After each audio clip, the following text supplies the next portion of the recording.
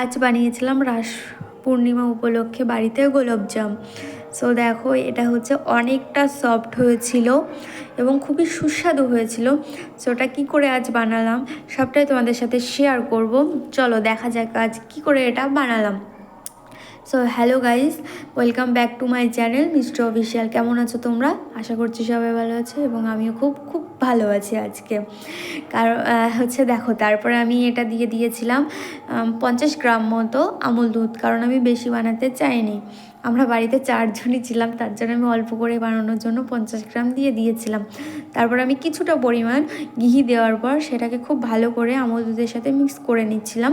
এবার মিক্স করে নেওয়ার পর আমি হচ্ছে দুধ, আমার হচ্ছে গরুর দুধ সেটা খুব ভালো করে মানে ফুটিয়ে নিয়েছিলাম, একদম পুরো গাঢ় করে নিয়ে তারপরের মধ্যে ওটা দিয়ে দিয়েছিলাম। এবার ওটা দেওয়ার পর আমি কিন্তু চুলা চালাইনি, হচ্ছে তোমার গ্যাস জ্বালাইনি আর কি। তার মধ্যে কাঁচা সুজি দিয়েছিলাম, তো ওটা খুব ভালো করে মিক্স করে নিয়ে তারপরে আমি চুলাতে বসিয়েছিলাম।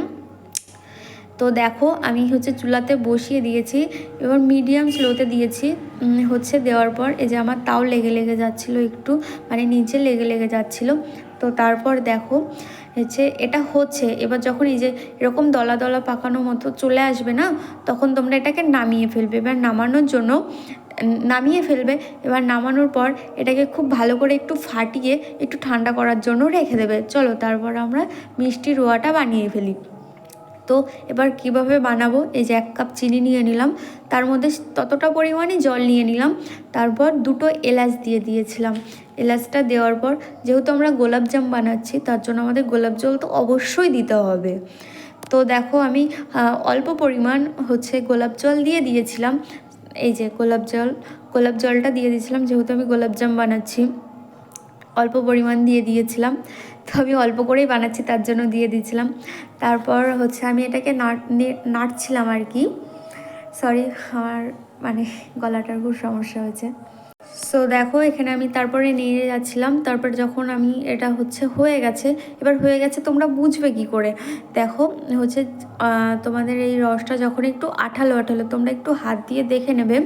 এই যে আমি একটু হাত দিয়ে যখন দেখে নিচ্ছিলাম, আমারটা হয়ে গেছিলো, একটু আঠালো হয়ে গেছিলো। তো আমি দেখা হয়ে গেছে, এবার এটাকে আমি নামিয়ে ফেলে দিয়েছি। এবার নামানোর পর যেটা করতে হবে, তোমার 1 চামচ মতো বেকিং সোডা, বেকিং পাউডার, পরিমাণ মতো জল আর 2 চামচ মতো ময়দা। এবার এটাকে ভালো করে ফাটিয়ে নিতে হবে, খুব ভালো করে সুন্দরভাবে ফাটিয়ে নিতে হবে। ফাটিয়ে নেওয়ার পর লেচি করে নিতে হবে, কারণ লেচি করে নিচ্ছি কারণ হচ্ছে তোমার এটা আমি গোলাপজাম বানাচ্ছি, তো এটা ছোটো লেচি করবে। যখন এটা যে রসে দেবে না, তখন মানে এটা ফুলে উঠবে আর কি, তার জন্য আমি ছোটো বানিয়ে নিচ্ছি।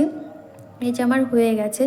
এটা কি করবে, এটা হয়ে যাওয়ার পর তোমরা যখন তেলটা বসাবে না, তখন মানে হাত দিয়ে একটু দেখে নেবে। এবার আমি না দেখে নিইনি, আমি ভেবেছিলাম কি আমার তেলটা গরম হয়নি, তারপরে ছাড়তে দেখি তেলটা প্রচুর গরম হয়ে গেছিলো, মানে খুব পরিমাণ তেতে গেছিলো আর কি।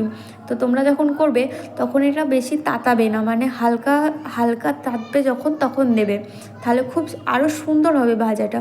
আর যারা লালচে করতে চাও তারা লালচে করে নেবে, আর যারা মানে আরেকটু মিডিয়াম মানে আরেকটু কালচে করতে চাও তারা সেরকম করে নেবে, যার যেরকম পছন্দ।